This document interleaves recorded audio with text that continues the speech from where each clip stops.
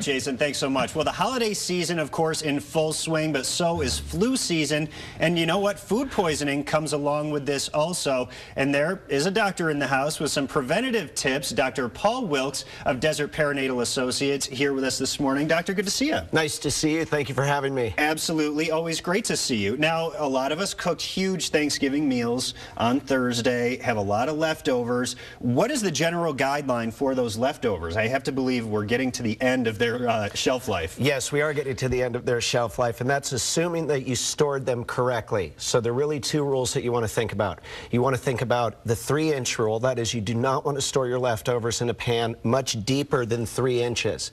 If you store your leftovers in a deeper pan, that food in the middle doesn't have time to rapidly cool, bacteria builds up, and can lead to food poisoning. Oh, wow. Yes, so you know, most of us put all of our leftovers in one pan. We stack them very high. We put them into the refrigerator. That's the wrong way to do it. Pans that are 3 inches deep, you want them in the back of the refrigerator where it's going to be the coolest. You don't have all that cold air leaving every time you open the refrigerator.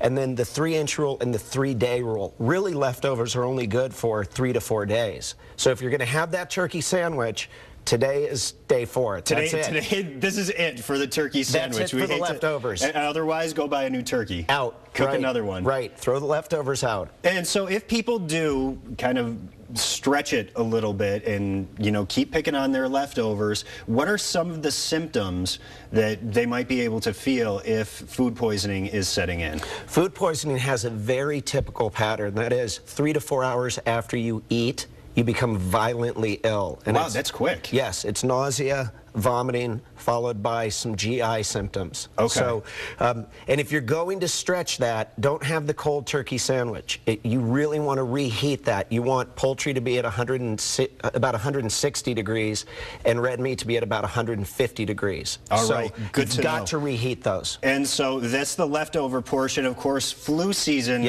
also here. A lot of people with kids around for the holidays know that there have been some sniffly noses. How do we know if it's a cold or the flu? Great question, and it's one that we see at our practice all the time. The common cold tends to be up in this area. The common cold tends to be stuffy nose, runny nose, sore throat, sneezing. The flu, which is far more dangerous, and people don't realize about 500,000 people each year die from complications from the flu.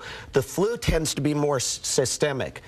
Nausea, vomiting, GI symptoms, body aches. When people say, oh, I just feel flu-ish, it's more of an overall system. And again, common cold, you're going to do okay. Flu, you can actually die from some strains of the flu. So it is serious, and it really is important to get out there and get the flu shot. Yes, in my opinion, the flu vaccine is one of the most effective ways for preventing the deadly strains of flu. Remember, each year there are about 100 to 110 new strains of flu. The vaccine will keep you from getting the 8 to 10 most deadly. So when people say, I got the flu vaccine and then I got the flu, it didn't work, not true. If you got the flu vaccine and you got the flu and you're alive to talk about it, that vaccine worked. It did its job, and the vaccine changes every year, so it's important to get out there and get it each year. Dr. Wilkes, thanks so much. Always great to see you. Thank you for having me. Good information. Rachel, over to you. All right, thank you so much, Sean. Well.